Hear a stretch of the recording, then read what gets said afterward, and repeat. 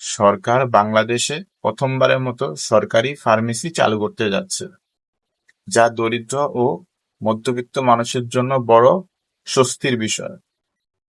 দেশের সরকারি হাসপাতালগুলোতে 250টি প্রয়োজনীয় ওষুধ মাত্র 1/3 দামে পাওয়া যাবে।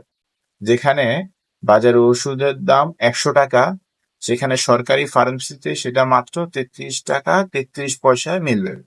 এই উদ্যোগ সফল হলে দেশের 85% রোগীর ওষুধের চাহিদা মিটবে।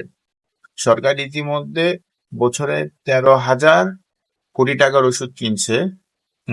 এবার আরো বাড়ানো হবে উৎপাদন ও সরবরাহ।